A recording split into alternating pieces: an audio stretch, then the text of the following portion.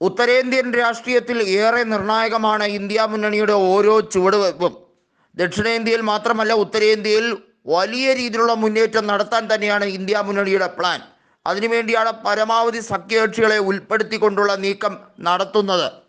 ഉത്തരേന്ത്യയിൽ പ്രധാനമായും ഉത്തർപ്രദേശിലും ബീഹാറിലും രാഷ്ട്രീയപരമായി കോൺഗ്രസിന് വലിയ രീതിയിലുള്ള ബാന്ധവം സൃഷ്ടിക്കാൻ കഴിഞ്ഞിരിക്കുന്നു. ഉത്തർപ്രദേശിൽ സമാജ്വാദി പാർട്ടിയും ബീഹാറിൽ RJDയും ഒപ്പത്തിനൊപ്പം നിൽക്കുമ്പോൾ കോൺഗ്രസിന് ഇനി ഭയമേ വേണ്ട എന്നുള്ള രീതിയിലാണ്. കോൺഗ്രസ് വലിയ രീതിയിലുള്ള ചുവടുകളാണ് മുന്നോട്ട് വയ്ക്കുന്നത്. BJPയുടെ അക്രമ രാഷ്ട്രീയം എല്ലാ രീതിയിലും അവസാനിപ്പിക്കാൻ, അവരുടെ ഫാസിസ്റ്റ് ഭരണകൂട ഭീകരതയെ അവസാനിപ്പിക്കാൻ വേണ്ടിയുള്ള തീവ്രമായിട്ടുള്ള നിലപാടുകളുമായാണ് ഇപ്പോൾ കൃത്യമായും കോൺഗ്രസ് മുന്നോട്ട് പോകുന്നത്. ഒന്ന് നോക്കൂ, കൃത്യമായും ഇലക്ട്രൽ ബോണ്ട് വഴി സമാഹരിച്ച തുക എത്രയാണ് എന്നുള്ളത്.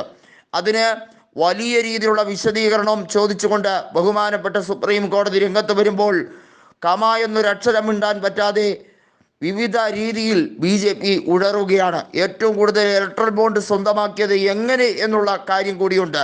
അതായത് കേന്ദ്ര അന്വേഷണ ഏജൻസികളെ ഉപയോഗിച്ച് വിവിധ വ്യാപാരികളെയും വിവിധ പാർട്ടി നേതാക്കന്മാരെയും ഒക്കെ ഭീഷണിപ്പെടുത്തുന്ന രീതിയാണ് ഈ ഇന്ത്യയിൽ ഇത്രയും കാലം BJP കാണിച്ചു വെച്ചത് എന്നുള്ളത് എടുത്തു തന്നെ പറയേണ്ടി വരും.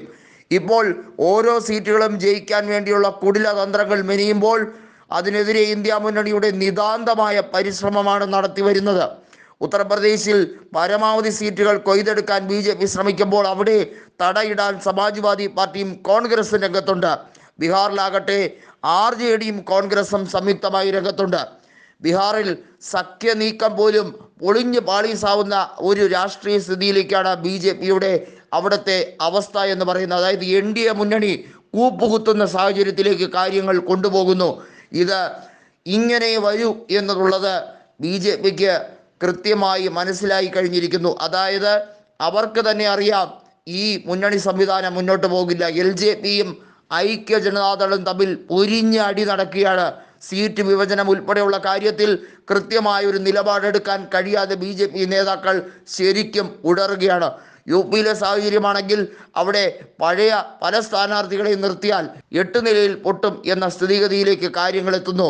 ഇതിൽ നിന്നും നമുക്ക് മനസ്സിലാകുന്ന ഒരു കാര്യമുണ്ട്, BJPയുടെ രാഷ്ട്രീയം അവസാനിക്കാൻ പോകുന്നു. എല്ലായിടത്തും BJPയുടെ പതിവ് തന്ത്രമായിട്ടുള്ള വർഗീയ ധ്രുവീകരണം മാത്രമാണ് അവർക്ക് പറയാനുള്ളത്. കുറേയധികം ക്ഷേത്രങ്ങൾ നിർമ്മിച്ചത് കൊണ്ട് ജനങ്ങളുടെ ജീവിത നിലവാരം മെച്ചപ്പെടുത്താൻ കഴിയുമോ എന്ന വലിയ ചോദ്യമുണ്ട്.